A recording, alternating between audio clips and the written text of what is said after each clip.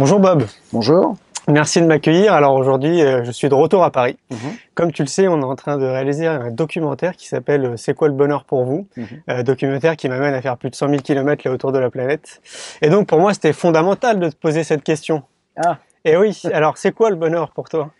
bah déjà, le bonheur pour moi, c'est la liberté. C'est d'être insoumis. Je crois que les gens se sont souvent battus pour être libres. Je pense que ça commence par là, le bonheur, c'est-à-dire être responsable de son destin, ne pas être sous le diktat de qui que ce soit.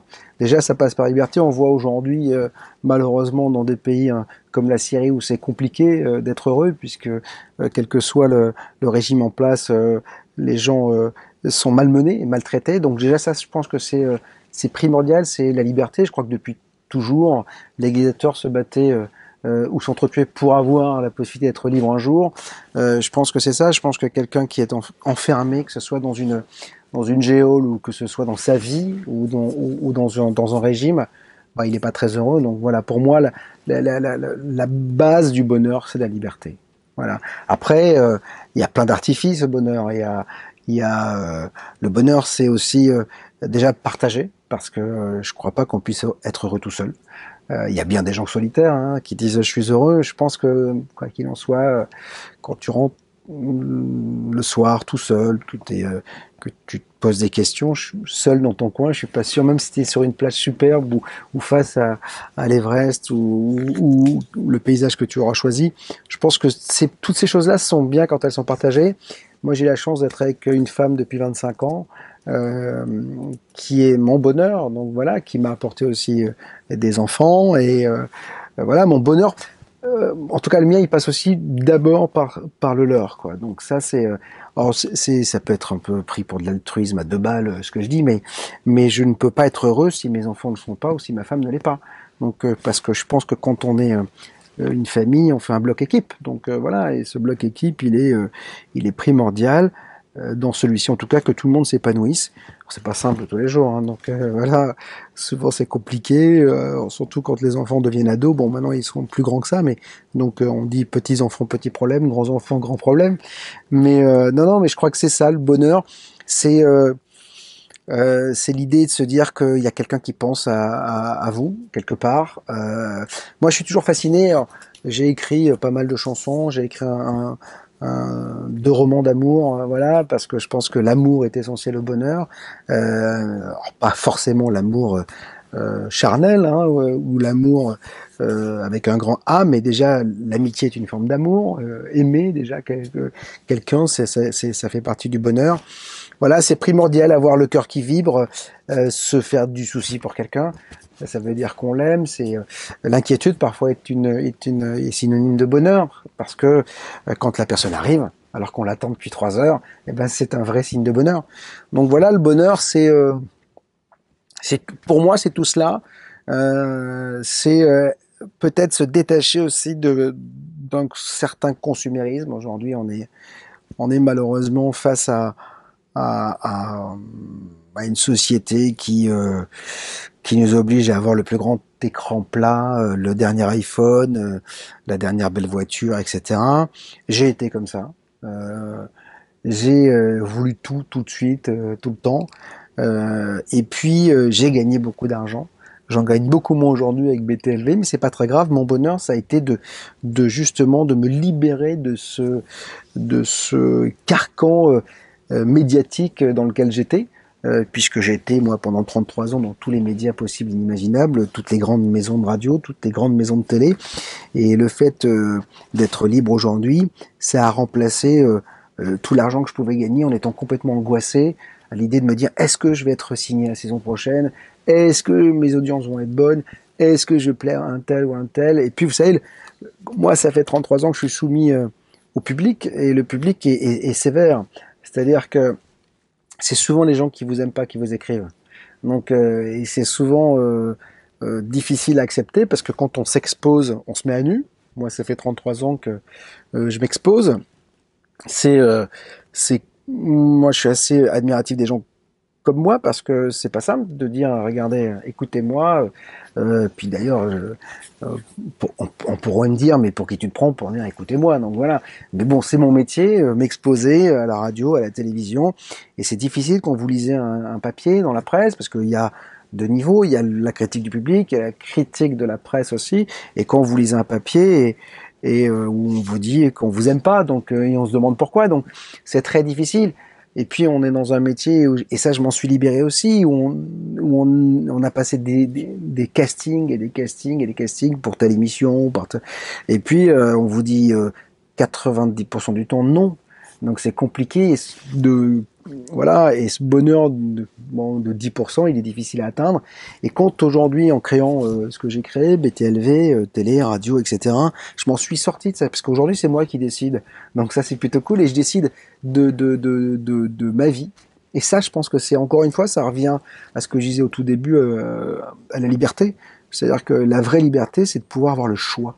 Voilà. Le choix, c'est pas une question de... Alors, je vous cache pas que l'argent contribue au bonheur, j'en suis persuadé, parce qu'aujourd'hui, on l'a fabriqué, c'est l'homme qui a fabriqué l'argent. L'argent est une énergie, elle est bonne ou elle est mauvaise, mais voilà, le seul véritable avantage de l'argent, c'est d'avoir le choix, c'est de se dire, bah, je peux manger, je peux partir en vacances, je peux répondre présent quand mes enfants en ont besoin.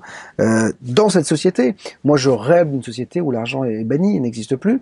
Je pense que c'est absolument dingue aujourd'hui, quand on regarde la planète un peu de loin, avec les images de l'ISS par exemple, de se dire que on a complètement vérolé la vie sur Terre. C'est-à-dire que on est sur un petit caillou qui ressemble à rien au milieu du néant, du froid, de l'inhospitalier.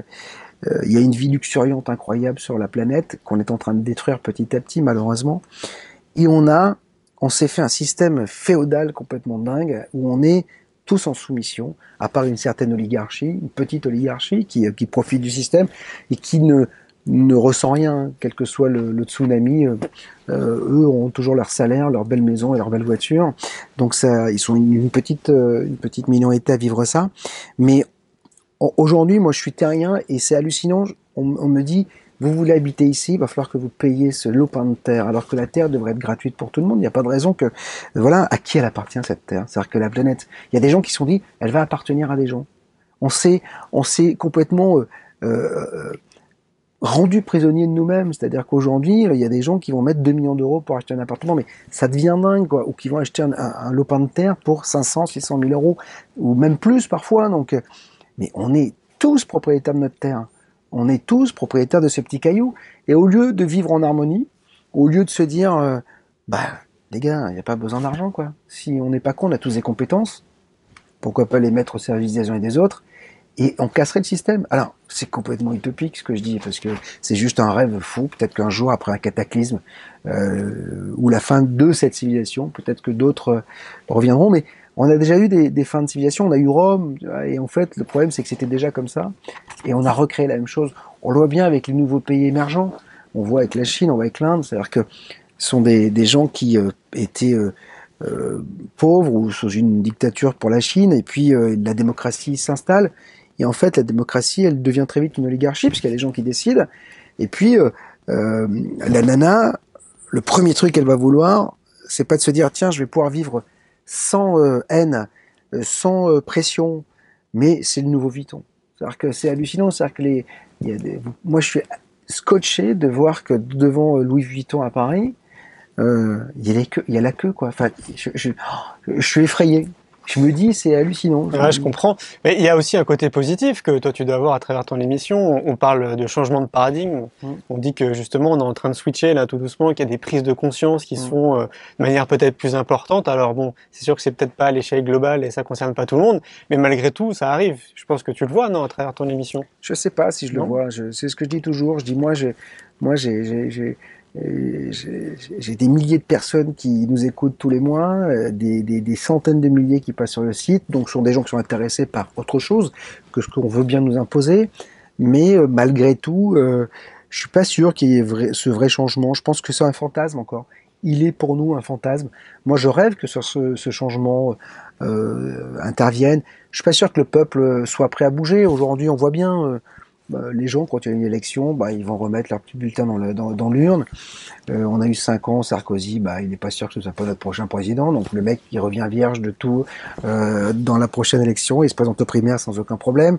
On voit bien qu'on a un président de la République aujourd'hui qui s'est fait élire sur moi président je.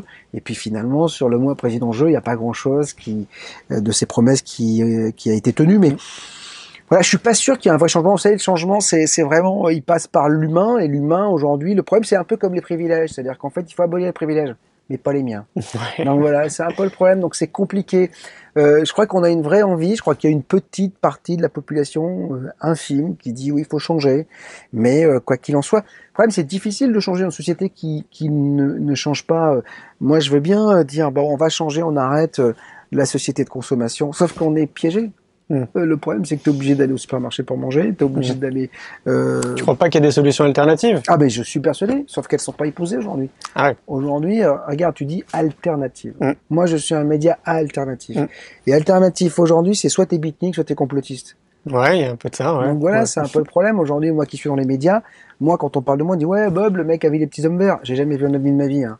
Mais le fait d'aborder ces sujets, le fait de... L'étiquette, quoi. C'est l'étiquette. La France, c'est le pays des étiquettes et du fromage. Hein, donc voilà. C'est vrai, c'est vrai. Et c'est dramatique pour ça. Alors moi, j'ai peut-être une solution à ça. Je sais pas si tu es au courant, mais on est en train de créer une école alternative pour les enfants. On parle d'alternative. Il y en a plein déjà des écoles. Ouais, il y en a plein. Il y en a 700 en France. Ouais, il y a Montessori, pardon. Ouais, Steiner, Freinet, etc. Ouais. Bon, nous, c'est encore un peu différent. C'est inspiré de ces courants.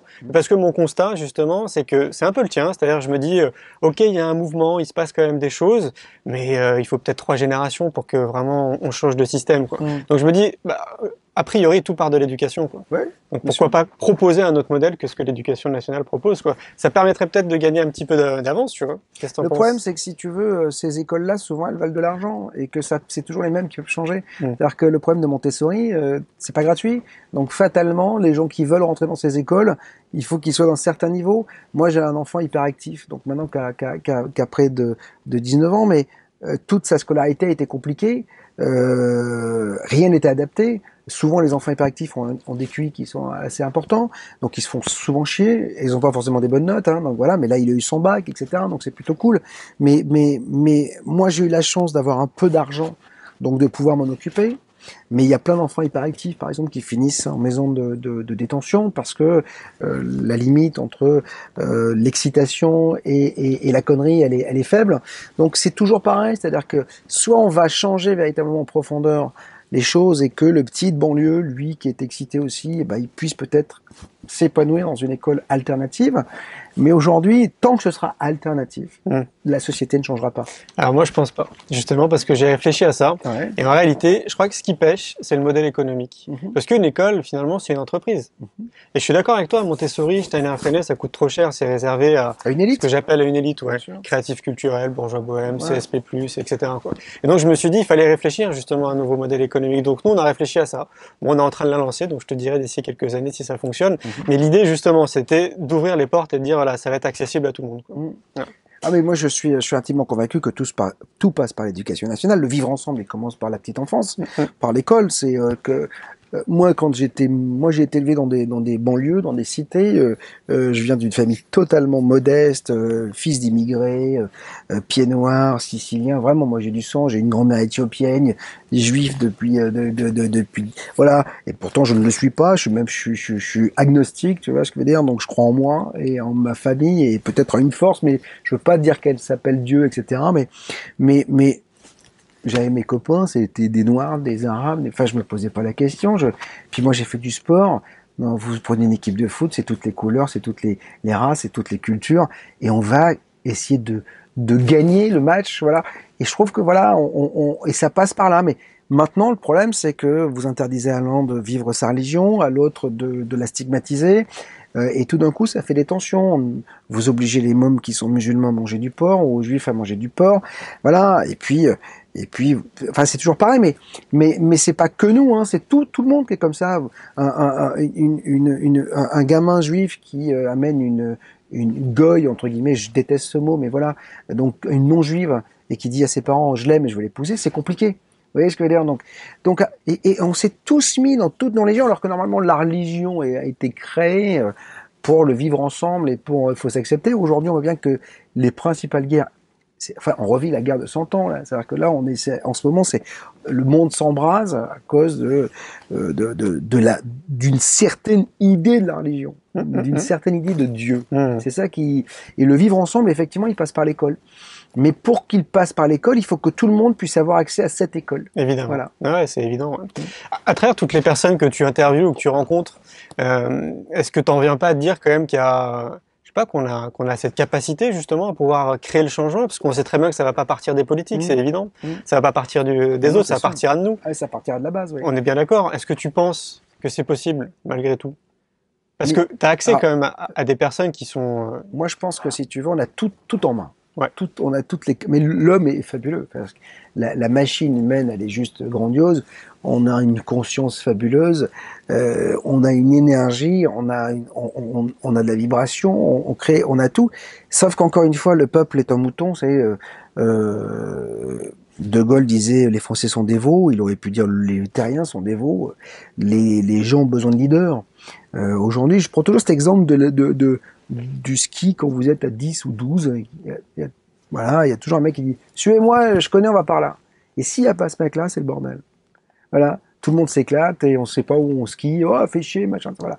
Cet exemple-là, il est assez symptomatique de la société.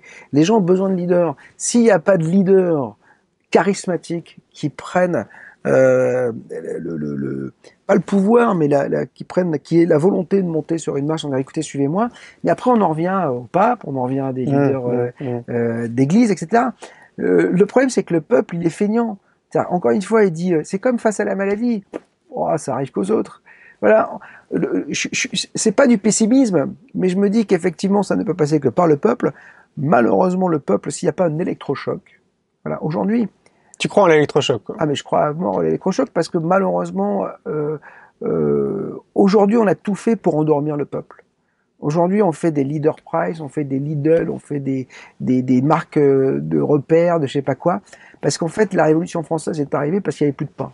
On connaît cette fabuleuse phrase de Marie-Antoinette, reine, le peuple a faim, il a plus de pain, ben, il a qu'à manger des brioches. Donc voilà. Comment une reine ait pu dire ça? Et pour pouvoir faire en sorte que le pain soit toujours là, on a créé des chaînes de malbouffe et de restaurants ou de supermarchés à bas prix. Aujourd'hui, on peut très bien nourrir une famille de 4 personnes pour presque rien. Vous allez dans les trucs, mais il faut voir la gueule du jambon, il faut voir la gueule du fromage, il faut voir la gueule de tout ça. Mais on donne encore à manger au peuple. Le peuple ne se soulèvera ou aura peut-être envie de notre paradigme le jour où il aura faim, il ne pourra plus nourrir sa famille. On face au mur, quoi. Mais c'est l'homme qui est comme ça.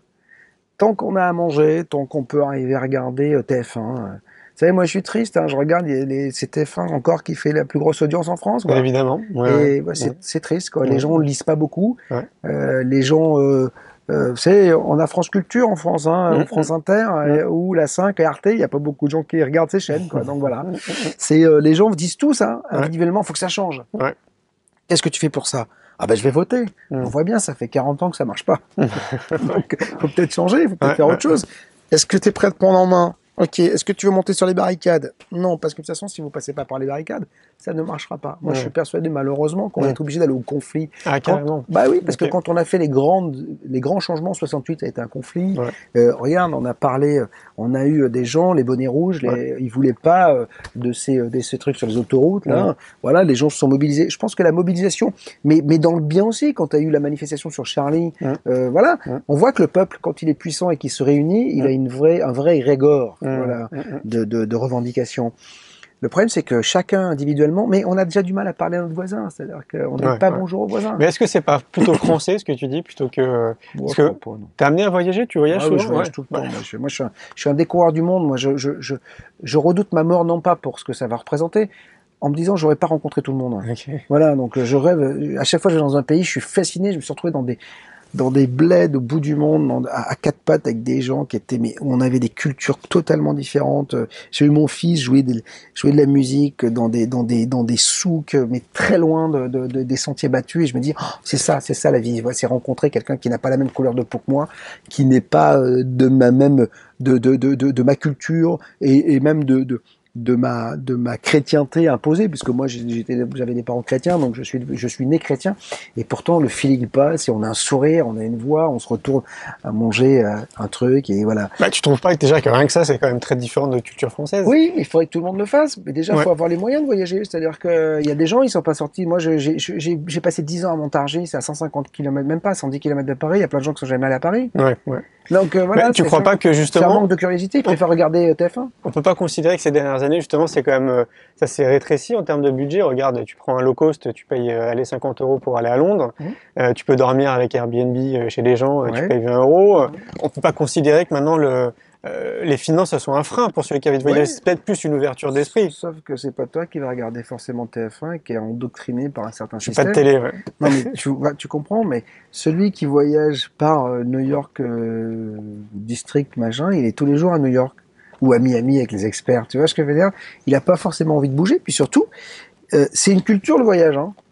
C'est même pas une question de pognon, parce que c'est effectivement, moi, à 18 ans, j'ai pris mon baluchon, je me suis barré. Mais t'as des gens, même avec l'argent, ils voyagent pas. Et ceux qui sont, les petites gens, quand ils ont du mal à finir leur fin de mois, ils se disent pas, tiens, je vais prendre 50 € mon Eurostar. Ouais, je suis d'accord. C'est vraiment, et on endort tout le monde. Et en fait, aujourd'hui, on a endormi toute une partie de la population en disant, vous inquiétez pas, ça ira mieux demain. Encore une fois, moi j'en veux beaucoup aux politiques parce que ce sont des gens qui sont brillants, qui sont érudits, qui ont fait des études, etc., qui sont une certaine caste, et malheureusement, en fait, ils ne sont plus. Normalement, un élu est là pour représenter le peuple et les idées du peuple, mais en fait, il ne les représente pas du tout puisqu'il ne pense qu'à ses idées à lui, à les imposer. Et il pense que ses idées sont celles du peuple. J'adore les politiques qui disent les Français pensent. Mais arrête de dire, tu sais même pas ce que je pense moi. C'est évident. Quand il y a 30% des gens qui arrivent à faire élire un président de la République parce qu'il y a un taux d'abstention monstrueux, 30% des Français, ça représente pas le peuple, quoi. Mais le drame, c'est que ces gens-là se foutent de nous. On devrait, par exemple, je pense, obliger les gens à aller voter, parce que c'est un devoir civique, et on n'aurait peut-être pas les mêmes dirigeants. Voilà. Sauf que les gens, on vous oblige à... Vous pouvez voter blanc, mais il faut que vous arriviez avec votre bulletin blanc qui soit découpé de la même taille exacte que le bulletin qu'il y a. On ne sait pas. Moi, je sais pas quand je vais voter de quelle taille va être le bulletin de vote. Moi, je vote pas. Voilà. Donc, voilà. Mais quelque part, toi, avec la radio, avec la télé, maintenant, avec tout ce que tu fais, c'est quelque part, c'est un peu de la politique, non? Non, c'est ma barricade à moi. Ouais. Voilà. Okay. Moi, j'aime pas la violence, donc voilà, c'est ma barricade. C'est mon slogan, c'est pour ne plus jamais dire je ne savais pas. Moi, je vous informe. Après, vous en faites ce que vous voulez, mais au moins vous saurez. Voilà, moi, je pense qu'effectivement, il y a des choses à savoir qu'on occulte, mais en même temps, ma radio, elle devrait être numéro 1 en France. Mon média devrait être numéro 1 parce que c'est de l'information sur. Moi, je m'interdis rien. C'est-à-dire que je parle d'OVNI, je parle de politique, je parle d'agroalimentaire, je parle de nucléaire, je parle de dopage, je parle de l'amour, je parle du bien-être. J'ai aucun sujet tabou, voilà. Mais je reçois plein de gens qui ne sont pas invités ailleurs. Et pour toucher le grand public, il faut passer sur TF1 ou sur France 2. Et souvent, les gens sont malmenés. Moi, je sais que je suis blacklisté aujourd'hui dans 99,9% des médias, même si BTLV est un succès. Donc les mecs, au lieu de se dire, putain, il y a un mec sur Internet qui fait une radio où il y a des milliers d'abonnés, il en prend de plus en plus par mois. Donc au lieu de le laisser là, allons le mettre sur un média libre, grand. En même temps, j'irai plus, hein, parce que voilà. Mais j'ai même pas eu cette proposition. Enfin, c'est assez dingue, quoi. Ouais. Tu penses pas que d'ici quelques années, ça va peut-être les intéresser, justement? Ce sera trop tard. Si ça continue à se développer. Il n'y a pas besoin aujourd'hui. Le vrai média, il est sur Internet. Le seul vrai média libre aujourd'hui reste Internet avec ses bons et ses mauvais côtés. Ça veut dire que tu vas avoir des gens qui sont extrémistes et qui vont poster des choses incroyables. Facebook, au nom de la liberté, va laisser les terroristes prôner une certaine idée de la vie et de la société sans interdire les profils, etc. Donc voilà, c'est un vrai média libre. Comme d'habitude, Je pense que dans 10-15 ans, le paysage d'Internet aura changé. Il y a toujours la loi des 80-20, c'est-à-dire qu'il y en a toujours 20% qui restent et 80% qui meurent. Mais dans tous les cas, ça reste. Il faut absolument garder cet espace de liberté parce que ça permet à Ginette de mettre sur un blog ce qu'elle pense de ses popiettes ou de la politique de Hollande. Voilà. Et ça, c'est important parce qu'aujourd'hui, ces gens-là sont devenus leurs propres journalistes, c'est-à-dire qu'ils peuvent s'épancher, ils peuvent parler. C'est génial. Donc, ouais, mais c'est fantastique. Moi, je sais que BTLV est écouté dans le monde entier. J'ai des gens à Dubaï, à Londres, à Los Angeles, à New York, à Paris, à Tunis. Il n'y a plus de frontières aujourd'hui. Le seul vrai rapprochement de la vie aujourd'hui, de la société de l'humanité, c'est Internet. Je suis d'accord. Vous pouvez dialoguer avec un mec qui est à Dubaï, vous le connaissez pas, vous rentrez en contact avec lui. Tu peux même le voir avec Skype. Exactement. C'est énorme. Et c'est ça d'ailleurs, entre ça, des Airbnb, ça permet des gens de se rencontrer. Mais ça en fait, c'est en train d'échapper aux politiques. C'est-à-dire qu'ils savent plus comment faire, c'est-à-dire que ça échappe aux politiques, ils se disent, c'est incroyable. Oui, mais après, le problème, on l'a vu avec le printemps arabe, avec des soulèvements en Égypte, avec ce qui se passe en Syrie, chez Bachar. Donc, les gens se sont soulevés pour une autre société, sauf qu'ils savent pas comment la gérer. Et j'en reviens à mon skieur leader. Faut toujours, il y a un mec qui reprenne le. Et en quoi c'est dérangeant qu'il faut un leader? Ah, mais moi, ça me gêne pas du tout. Sauf que souvent, les gens qui pensent qu'une autre société est possible, ils veulent plus de leader. Ils se disent, c'est bon, les gens, mais l'homme est. La co-création. Ouais, mais c'est pas possible, quoi. Moi, je reçois très souvent Étienne Chouard, ici, qui prône le tirage au sort, qui est une belle idée athénienne, et qui a bien marché il y a quelques années. J'adore l'idée du tirage au sort, que tout le monde s'implique dans la politique, des mandats courts, etc. Je suis pas sûr que ça puisse se mettre en place. On a souvent discuté avec Étienne et je pense que ça marchera peut-être dans un siècle, 50 ans, 60 ans, quand les gens seront arrivés au bout d'un système. Aujourd'hui, on voit bien, on est dans une politique qui marche sur la tête. Enfin, moi, j'ai aucun politique aujourd'hui qui me représente, quoi. Ouais, c'est évident. Voilà. Je crois qu'il faut même pas s'y intéresser, tout simplement, à la politique. Ouais, mais ça laisse le jeu, si on va pas voter, ça laisse le jeu, la partie gagnée à des gens qui sont peut-être extrémistes, peut-être. Je sais pas, c'est un peu le discours, c'est ce que les gens disent. Je sais pas, moi, mon point de vue par rapport à ça, mais je suis pas du tout dans la politique, c'est que j'ai vraiment l'impression que peu importe ce qu'on va voter au final, pour le peuple, ça va pas changer grand-chose. Quoi qu'il en soit, ça changera peut-être pas, mais tu peux au moins l'ouvrir. Moi, quand je vote, même si je sais que parmi les plus mauvais, celui que je vais choisir est peut-être le moins mauvais, au moins je peux ouvrir ma gueule après. Moi, je trouve que tu as plus d'impact avec ta radio et moi, j'ai plus d'impact avec ma société Néo Bien-être. Je pense que c'est plus important ce qu'on fait, l'énergie qu'on met dedans. Sur une petite majorité, sur une petite minorité. Petite, c'est plus de 100 000 personnes quand même. Oui, pour ce qui me concerne, c'est déjà pas mal. Millions de Français. Et ouais, mais bon, c'est un début. Oui, c'est un début. Et puis on est dans une ère de mondialisation. Aujourd'hui, tu pètes à Londres, ça sent à New York, quoi. Donc voilà, et on l'a bien vu avec le 11 septembre. Tout est parti en vrille à partir du 11 septembre. Donc même si avant tout le monde tenait un peu et colmatait les brèches, à partir du 11 septembre 2001, ça a été une vraie catastrophe, quoi. Et on a bien vu que ces deux tours, on a senti la fumée ici, quoi, et l'odeur du sang ici. Donc voilà, et on est en plein dedans encore aujourd'hui. Donc bien sûr que 100 000 c'est bien, bien sûr. Moi j'ai plus de 2 millions de mecs qui ont regardé mes émissions sur YouTube. C'est du monde, mais est-ce que pour autant les gens d'en haut le prennent en considération? Je sais pas, mais on pose des graines. J'espère. De toute façon, sinon je continuerai pas. Voilà, ce que j'allais dire. C'est quoi l'objectif de BTLV? C'est quand même. Encore une fois, c'est l'information. Dire. C'est ça. Je vous dis, voilà ce qui se passe, voilà ce qui est après. Soyez responsables de votre destin, mais peu de gens comprennent qu'ils sont responsables de leur destin. Moi, j'ai toujours eu cette idée en tête. Ma mère me disait toujours, paix à son âme, si tu veux, tu peux.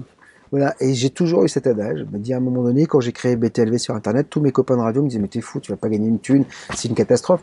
2 ans après, les mecs viennent me voir dire, comment ça marche, on peut investir, comment ça se passe, etc. Voilà, ça veut bien dire que quand on veut, on peut.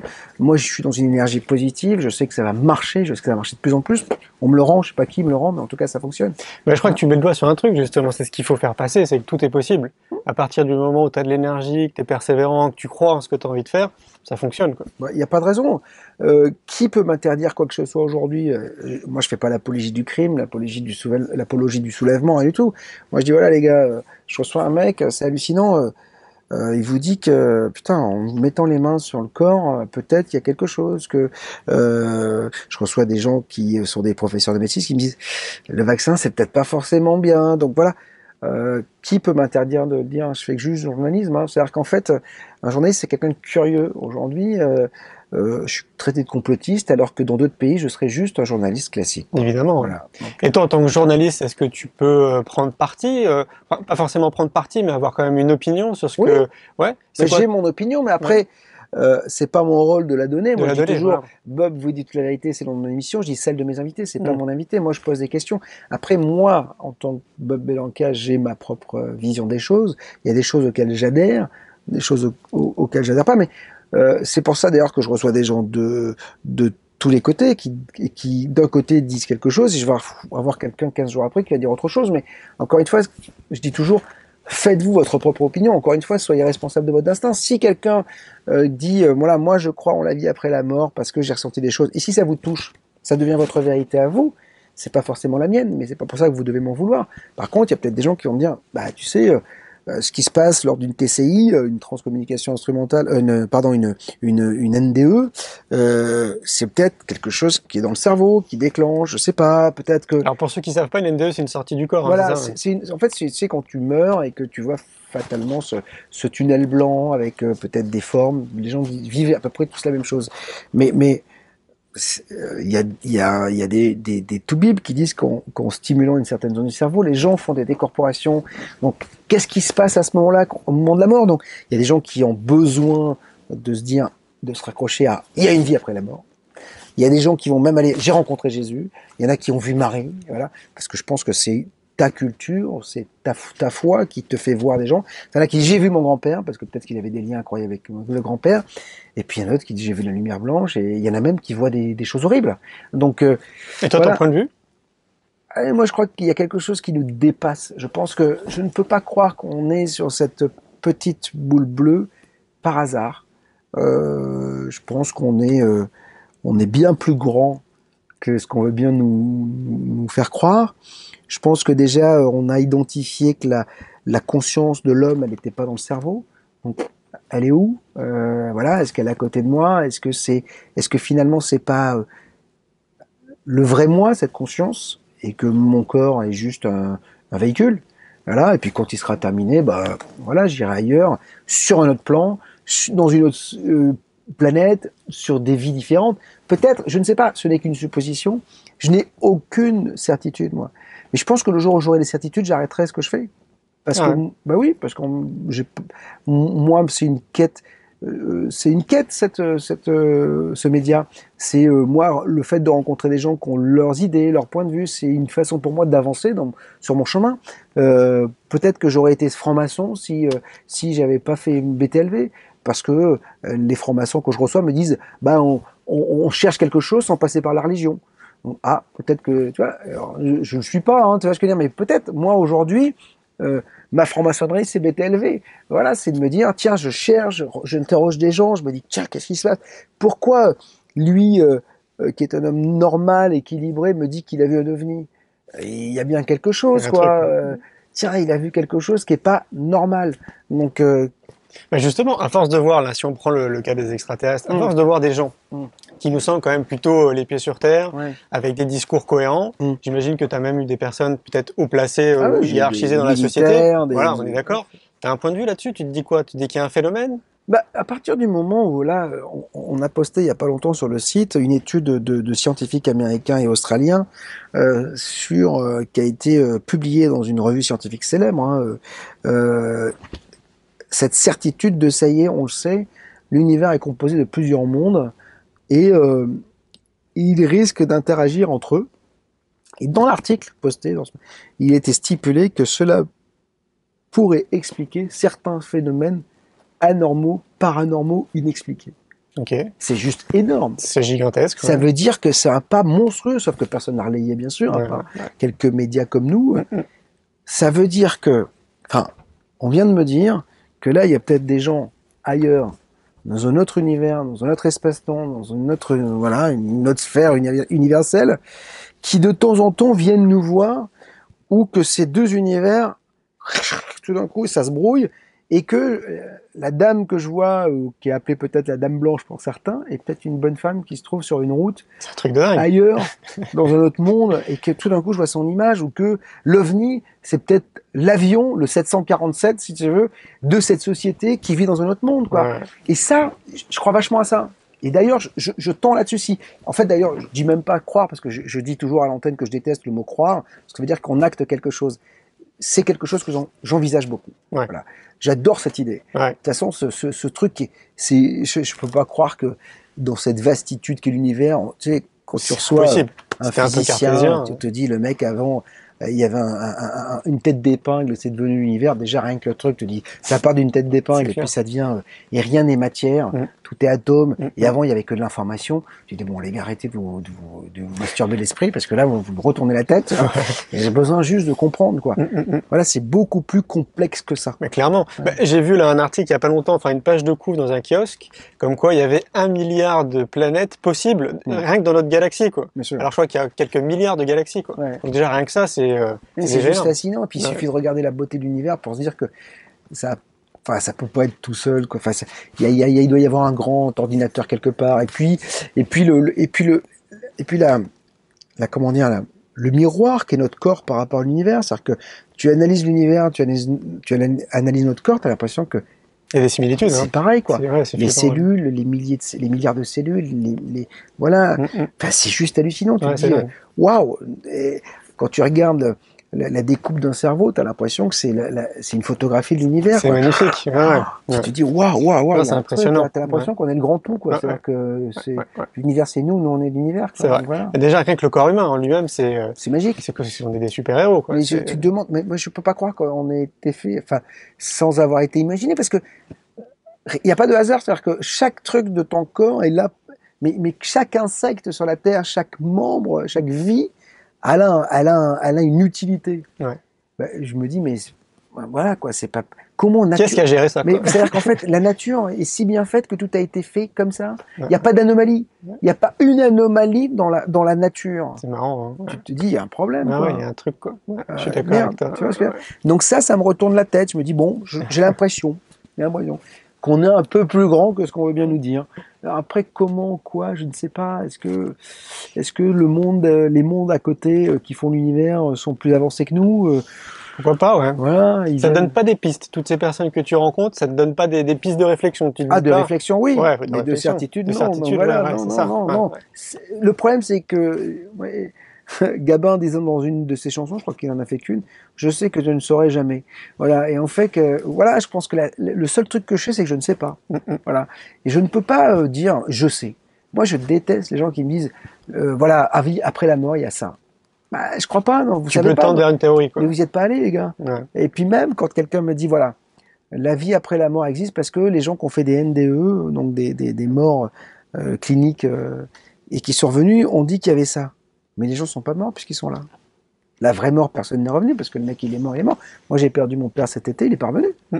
Donc, tu vois, en tout cas, il est pas revenu physiquement. Ouais. Et il est peut-être revenu après en pensée. Moi, il n'y a pas un jour où je ne pense pas à lui. Bon, c'est vrai, il est mort le 17 juillet, donc, mais il est pas revenu physiquement. Tu comprends ce que je veux dire? Donc, quelqu'un n'est jamais revenu. Quelqu'un n'est jamais mort pendant 3 mois. Et puis, c'est bon, je suis revenu, les gars. Je sais ce que c'est. C'est trop cool. C'est trop cool. Souvent, c'est bref, c'est un truc, tu vois. Je ne sais pas. Et puis même s'il est revenu au bout de 3 mois, ça veut dire qu'il n'est pas mort puisqu'il est revenu. Donc tu comprends ce que je veux dire? Ouais. C'est très compliqué. Il y a que quand nous on sera mort qu'on aura la réponse. Ouais, je comprends. Là, au mieux, on aura une bonne surprise. Est-ce que tu crois qu'il y a des outils à transmettre pour tendre vers le bonheur? Les outils à transmettre pour tendre vers le bonheur. Je vais te donner des pistes. Ouais. Il y en a certains qui parlent de gratitude. D'autres disent que la méditation, ça peut être un bon outil aussi. Ouais. Certains vont te dire faire attention à ton alimentation, faire du sport, plutôt t'entourer de gens positifs, tu vois, des choses comme ça. Je crois que ça, c'est pas du bonheur, c'est du bien-être. C'est du bien. Est-ce que c'est pas la même chose? Bah non, parce que je pense que tu as des gens qui font pas de sport, et qui mangent pas forcément bien, qui peuvent être heureux. Ouais. Non, je pense que le bonheur, chacun le trouve où tu vois, à sa porte, quoi. Je crois que mon bonheur n'est pas forcément le tien. Dans des gens qui vont avoir besoin de monter en haut de l'Himalaya pour dire waouh, c'est là, je suis en plénitude. Et des gens qui méditent, moi, je médite pas, j'arrive pas. ce que je veux dire. Par contre, tu mets un bon disque de blues américain, puis je prends mon À pied. New York. Voilà.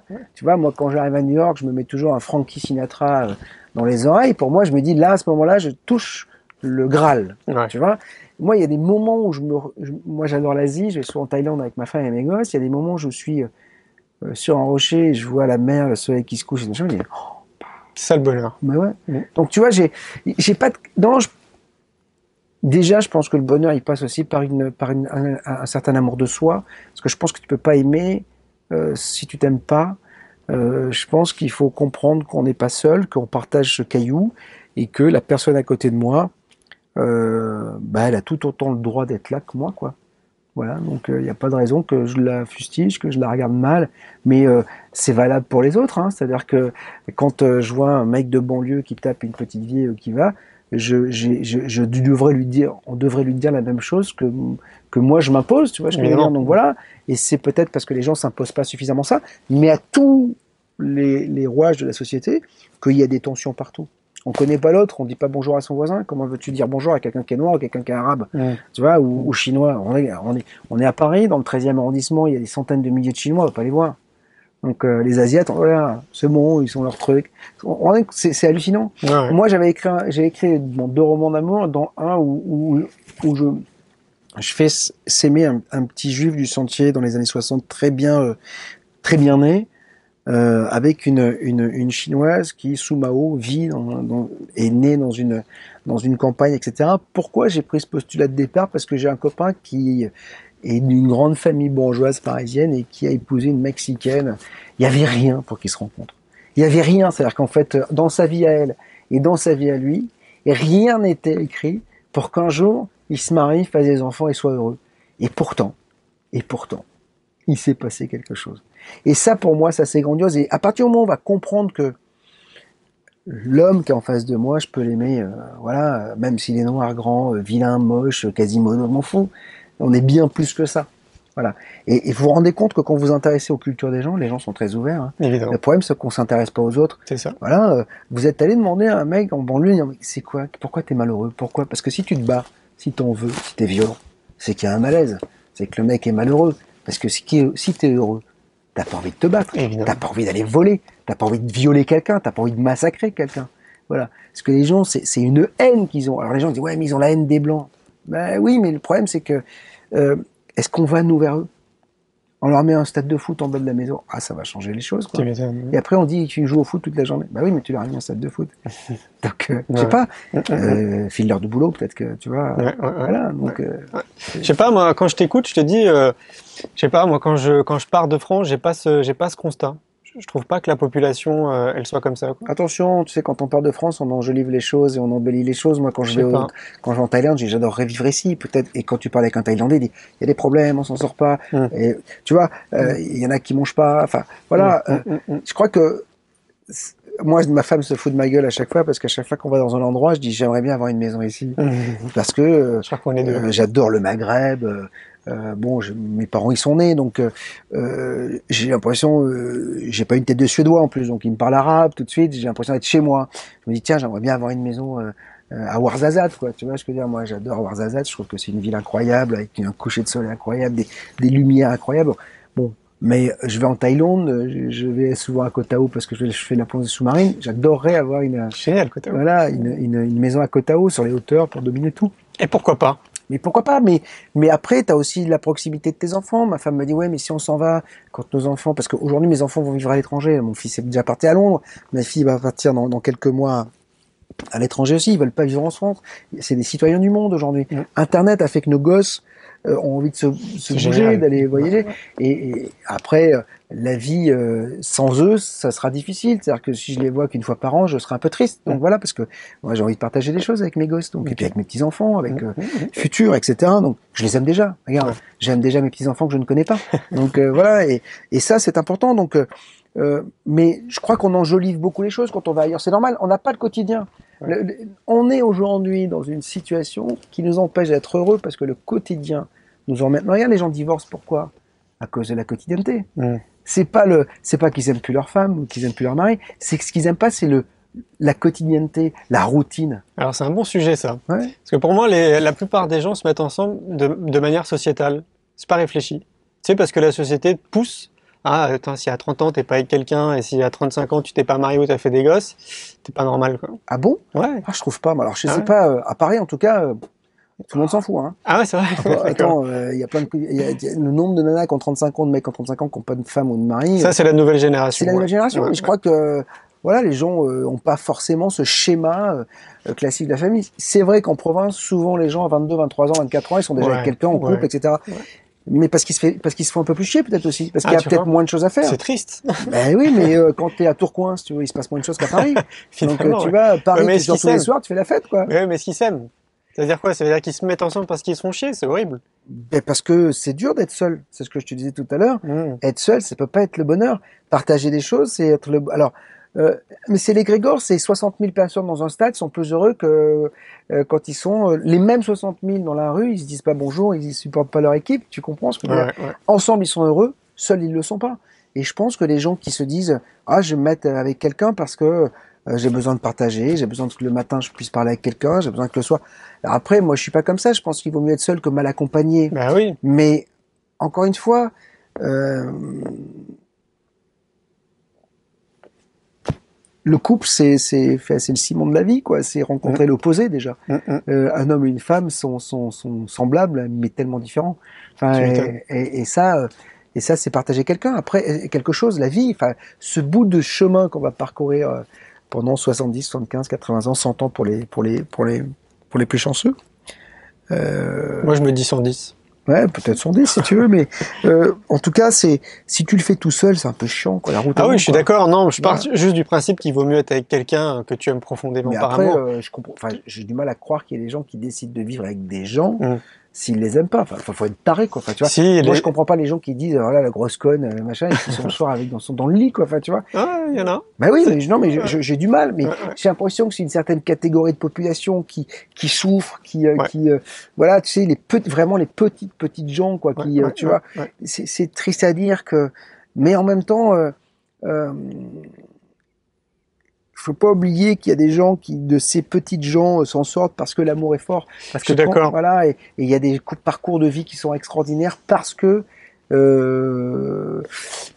au-delà de l'argent qui manque, au-delà du confort qui manque, l'amour est présent. Je suis d'accord. Voilà. Amuse-toi si tu l'as pas déjà fait. Mm. Autour de toi, si tu as des amis qui ont des enfants, alors posez la question pourquoi ils ont fait des enfants. Mm. Tu verras, c'est intéressant les retours, quoi. Mm. Est-ce que tu as je sais pas, une phrase, une citation qui te suit un peu partout, que tu aimes bien? Non. Moi, c'est celle de Gandhi, tu sais, soit le changement que tu veux voir dans le monde, je trouve que ça représente, ouais, d'incarner le changement, si tu veux, d'être le meilleur exemple. Ouais, Ouais. mais effectivement, c'est ce que je disais tout à l'heure, ça revient à ce que je disais, sois responsable de ton bonheur et de ton destin, c'est-à-dire que tu veux que la société, elle change, commence par changer toi dans ce sens-là, donc voilà, Mm. et arrête de te morfondre. Moi, je déteste les gens qui disent, il n'y a pas de boulot, il n'y a pas de machin. Faudrait que j'aille en caméra cachée dans Paris, tu tapes, allez, tu fais une avenue, je suis sûr qu'à la fin de l'avenue, tu as du travail. Ça m'étonnerait pas. J'en Ouais. suis persuadé. Ouais, si t'es motivé. Dans les t'as un bars, à la miracle, plonge, ouais. n'importe C'est où. clair. Sauf que le problème de la société aujourd'hui, on a mis les gens dans un certain confort qui est devenu aujourd'hui un boulet. C'est-à-dire que, effectivement, quand quelqu'un gagne 1 500 € par mois au chômage, tu lui dis tu vas gagner la même chose en faisant la plonge. Le mec il dit t'es gentil, je reste au chômage. Tu m'étonnes, puis je m'installe à la Réunion tranquille. Voilà. Ouais. Et en même temps, c'est vachement bien d'avoir une sécurité parce que quand tu as des enfants et que tu es au chômage, c'est quand même bien d'avoir quelqu'un, tu as cotisé, qui te file tes 1 500 €. Mais ça, il n'y a pas une prime à l'embauche, il n'y a pas tout ça, il y a pas, mais la prime à l'embauche, on ne devrait pas le donner au patron.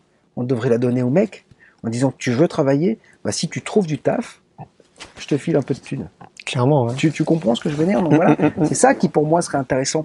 Mais je suis persuadé que regarde mon fils, bon à Londres, c'est vrai que c'est un peu compliqué parce qu'il n'y a pas de comment dire dans les contrats aujourd'hui, il y a pas le côté sécurité que nous on peut avoir dans les contrats français. Mais il est arrivé le mercredi, il a 18 ans et demi, il va faire 19 ans le 12 décembre. Le jeudi midi, il était embauché. Top. Il a fait bonjour, je cherche du taf, vous en avez? Pas de problème, tu commences ce soir. Excellent. Voilà. Voilà, mais il faut avoir envie de partir, de quitter sa famille, d'être seul. Bon, lui s'est dit 1 an avant de partir à la fac, Super. je veux vivre ma vie, je veux voir me confronter à la vie. Bon, là, il en chie un peu, donc parce qu'il est seul, etc. Mais voilà, Bonne mais expérience. il y a des gens, et il y a du boulot. Sauf que effectivement, personne veut faire, veut vider les poubelles des autres. Personne veut aller. Pourquoi on voit que des Noirs et des Arabes sur les chantiers? C'est curieux, hein. C'est dingue, hein. Ouais. Pourquoi il n'y a pas un petit fils de blanc, qui Je me veut y pose aller? les mêmes questions. Parce que c'est compliqué, Ouais, parce que ça fait pas rêver une fille. Quand vous allez en bois, tu dis bah ouais, je suis manœuvre sur le chantier de la défense là. Ah, ça fait pas kiffer. Hein. On a mis une société où il fallait tous être en col blanc. Il fallait que tout le monde soit en costume cravate. Voilà. Mais à un moment donné, mon père avait une entreprise de maçonnerie, il faisait du carrelage, etc. Même moi, quand j'étais môme, j'avais honte. Bah putain, parce que tous mes copains, j'étais dans un collège, un peu boubourge, où tout le monde avait son père qui était chef d'entreprise, mais dans le tertiaire, quoi. Et là, moi, j'arrivais, mon père venait me chercher avec son camion trafic, avec mon nom en plus en gros, j'en avais un peu honte, quoi, tu vois. Et je m'en veux aujourd'hui, en plus, j'ai perdu mon père là, alors que c'est mon héros. Mon père, ça a toujours été mon héros, parce qu'il avait toujours la solution à tout, etc.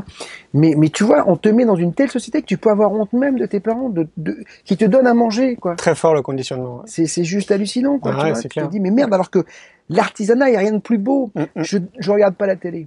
Le seul truc que je trouve admirable à la télévision, c'est que ça a valorisé là, en ce moment des pâtissiers, parce que je vois toujours les meilleurs cuisiniers. Cuisinier ou pâtissier, t'en chies, hein. Ouais. Tu vois, c'est dur. Eh ben tiens, si ça peut permettre d'évoquer et de provoquer des vocations, C'est génial. tant mieux. L'artisanat, premier employeur de France, première entreprise de France, c'est vachement bien de créer des choses de ses mains. Alors c'est compliqué, hein, parce que vous êtes seul, parce que moi j'ai monté la boîte, je peux te dire que Faut avoir de l'énergie. Hein. faut avoir de l'énergie, parce que le roi te prend de l'argent, toi t'en as plus beaucoup. Mais en même temps, putain, tu crées quelque chose. Tu crées quelque chose, et l'artisan, moi mon père quand il me disait tiens la station de métro dans laquelle tu passes, le carrelage c'est moi qui l'ai fait. J'étais super fier. C'est la classe. Ouais. Je dis putain, le carrelage, là, c'est mon père. Il va lui survivre, etc. Bah, mais sur le moment, tu dis ah putain, il était en train de poser le carrelage dans le métro. Imagine si je l'avais croisé avec une copine, quoi. Ouais, c'est la société. Tu vois ce que je veux dire, ça te conditionne, bien. quoi. Et le bonheur, ça passe par là, par accepter la condition de vie dans laquelle tu es. Il y a pas de, voilà, un mec qui est maçon. Moi, je le vois. J'ai fait longtemps du foot. Le foot, c'est génial hein, pour ça. Hein. T'arrives sur le terrain, t'as plus le mec en col blanc, t'as plus le maçon, t'as plus le machin. T'es 11 et tu dois battre l'équipe d'en face. Voilà. C'est génial. Et tu te sautes dans les bras alors que voilà. Et je me suis retrouvé dans des dîners de fin de saison à discuter avec des mecs improbables. Mais et en fait, tu te dis mais ce mec, il est vachement sympa, il est vachement intelligent. Parce que t'as peur des autres. Tu dis ah il est pas en costume, il est pas dans sa BM, donc il est pas comme moi. La barrière. Et alors, c'est vachement bien la différence. Tout à fait. C'est vachement bien, quoi. C'est comme le mec qui dit oh, moi j'aime que les blondes, mais t'es un gros con. Ouais. Les brunes c'est vachement bien, les rouges c'est vachement bien. Enfin, tu vois ce que je veux dire? Ouais. Donc, mais tout est complémentaire comme dans la nature. Mais bien sûr. Ouais. Et puis les sites de rencontres, il faut que tu te dises ce que tu aimes, mais tu sais pas ce que t'aimes. Une femme quand tu la rencontres ou un homme quand tu le rencontres, tu sais pas que ça va être l'homme ou la femme de ta vie. Tu sais pas pourquoi au détour d'une rue, d'un regard, d'un dîner chez des gens, tu vas avoir le coup de foudre. C'est vrai. Et voilà. Et si t'avais dit, ah ben non, mais moi je reste que sur les blondes, bah, je serais pas avec ma femme depuis 25 ans qui est brune. D'ailleurs, t'as lancé un site internet. Oui. Ouais. Qui s'appelle kundalinipeople.net. Ok. En fait, il permet à des gens de se rencontrer, des gens qui peut-être ont une autre façon de vivre que celle qui est imposée par l'ensemble de la société, une autre façon de penser, qui envisagent beaucoup de choses. La vie ailleurs, etc. Une autre façon de manger, de pas être complètement scotché face à quelqu'un qui comprend pas. Ouais. Voilà, l'idée c'est de réunir une certaine catégorie. Alors ça fait niche, c'est un peu dommage qu'on soit obligé de se réunir, si tu veux, mais en même temps ça facilite tellement les choses parce que encore une fois, c'est pas eux que j'incrimine, hein. C'est la société qui veut pas les avoir. Quelqu'un qui est végan arrive dans un dîner, on va dire un peu compliqué. Hein. Compliqué. Voilà, tout de suite. Moi, regarde, moi je mange peu de viande. Tout de suite, c'est ah putain, on t'a fait ça, on t'a fait ceci. Ouais. Alors j'ai dit, les gars, je suis pas extrémiste, hein, donc si vraiment un jour vous allez vous faire de la viande, voilà, pas de problème, c'est pas de problème. Mais je déteste les extrêmes, moi. Donc quoi qu'il en soit, mais quoi qu'il en soit, dès que t'es en marge de la société, t'es stigmatisé. Donc j'ai voulu prendre ces gens qui étaient en marge de la société, Et puis, d'en créer une communauté. Donc, kundalinipeople.net, les gens se rencontrent, les gens peuvent dire, bah tiens, tu sais qu'à Brocéliande, j'ai vu des elfes, j'ai vu des fées, j'envisage, voilà, les fondamentaux, j'aime la nature, Pas de barrière, quoi. voilà, autre chose, quoi. Voilà. Il y a des news chez BTLV? Comment ça, des news? Bah, je sais pas, est-ce que là t'as sorti une télé il y a pas longtemps, j'ai appris d'ailleurs que maintenant il y avait des émissions aussi qui étaient filmées. Ouais. Est-ce qu'il y a des nouveautés là dans les mois à On venir? a plein de nouveautés, on a surtout de nouvelles émissions, on a fait une émission très spirituelle le soir entre 23h et minuit qui s'appelle On est là pour vous. Il y a toujours François Demier qui fait Si on allait mieux sur le coaching, sur le développement personnel tous les jours. Il y a On est là pour vous, il y a mon émission Bob vous dites la vérité. Puis après on a des grandes signatures qui viennent nous rejoindre. Philippe Marlin des éditions L'œil du Sphinx qui est un vrai spécialiste de l'ésotérique qui vient faire l'agenda culturel, qui vous permet de tout savoir sur les manifestations. Il y a Yves Lignon qui est un universitaire qui a été l'un des premiers à avoir un département de parapsy qui intervient tous les mois. Super. Il y a Maxence Laillé qui a créé une nouvelle émission qui s'appelle Et si on changeait d'art sur l'art. L'expliquer, l'art différent. Il y a Patrice Pouillard, qui est réalisateur de cinéma, qui fait la face cachée du cinéma, qui vous permet de découvrir ce qui se cache derrière un film. Génial. Il y a plein d'émissions comme ça, nouvelles. Il y a Anne Tufigo, qui est une médium, qui vient tous les 2 fois par mois, une fois pour vous aider à comprendre quelles sont les énergies de vos maisons. Parfois on n'est pas bien dans une maison, pourquoi? Et puis elle vous permet aussi de rentrer une deuxième fois en contact avec vos défunts. Elle fait aussi une émission qui s'appelle Une médium face au crime. On raconte les grandes histoires. Là, la première qu'on a faite, c'était sur l'affaire du petit Grégory. Et avec ses facultés médiumniques, elle essaie de donner des infos que les enquêteurs classiques n'ont pas pu donner. Il y a Annabelle de Villedieu qui fait un coaching de vie. Il y a Marielle Laheurte qui fait l'interprétation de vos rêves. Il y a beaucoup d'émissions différentes. On a même un allié au Canada, Richard Glenn, qui... voilà. Donc on est en pleine mutation. Les gens viennent, les gens vont, s'ils veulent faire des émissions et qu'ils sont compétents pour ça, ils les font. S'ils veulent partir, ils partent. On a créé les Affranchis de l'info, c'est un talk show qui réunit toute la rédaction en télévision avec le public. Donc là, on est avec le public qui peut intervenir pendant l'émission avec un micro. On a effectivement créé le live BTLV, c'est tous les mercredis de 18h à 19h, un entretien en face à face, en direct, sur la radio et filmé. Donc les gens peuvent interagir avec les réseaux sociaux, passer au téléphone. Donc voilà. Donc et puis on a créé beaucoup d'événements. On fait beaucoup d'événements. On produit Gizeh 2005, qui est une tournée avec de l'auteur et réalisateur du film La Révélation des Pyramides. On fait le Tour de France. C'est moi qui produis le truc. On fait les rencontres du mystère inexpliqué. On a fait la première édition à Paris. La deuxième, c'était au mois de juin dernier à Lyon, qui a réuni 800 personnes. La troisième sera à Paris aussi, à l'espace Saint-Martin. Tu passes à Montpellier? Montpellier, je suis le 12 décembre, le 12 décembre à Montpellier pour Gizeh 2005. Ah bah appelle-moi, voilà, j'y serai. Voilà. Okay. Donc voilà, c'est au Quorum. Ah ouais, ok, voilà, je connais très bien. 12 décembre avec Grimaud et Pouillard. Donc on fait plein de choses, on fait plein d'événements. Je vais développer de plus en plus l'événementiel. Je vais prendre quelqu'un qui va s'occuper, qui va développer la cellule événementielle. On a des investisseurs qui viennent nous rejoindre, qui vont apporter du cash flow, qui vont nous permettre de développer le truc, parce que je pense que si BTLV marche, c'est parce qu'on a voulu professionnaliser tous ces sujets, en fait. Sur la toile, il y a plein de gens qui font plein de choses, mais c'est avec une webcam, avec des petits moyens. Moi, j'ai amené les moyens du mainstream, du broadcast professionnel sur la toile. Les émissions de télé qu'on fait, elles passeraient sur TF1, personne n'y verrait à redire. Les émissions de radio, elles pourraient passer sur Europe 1, personne ne pourrait rien dire. C'est professionnel, c'est calé, c'est avec des gens. Tu viens du secteur, donc tu maîtrises le sujet. Du secteur, je maîtrise, donc voilà.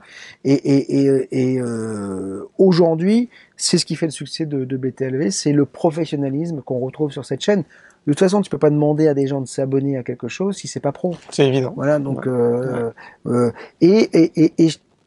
j'essaie de faire de BTLV, du portail qui est btlv.fr, un lieu de convergence. C'est-à-dire que les gens y retrouvent de la radio, de la télé, des informations, de l'actu, des produits qui peuvent se procurer.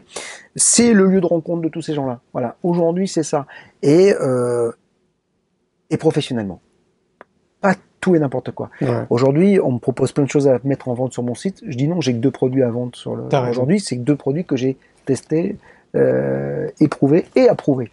Donc voilà, et aujourd'hui il faut se méfier dans ce secteur, il y a beaucoup d'escrocs, il y a beaucoup de gens qui vendent tout et n'importe quoi.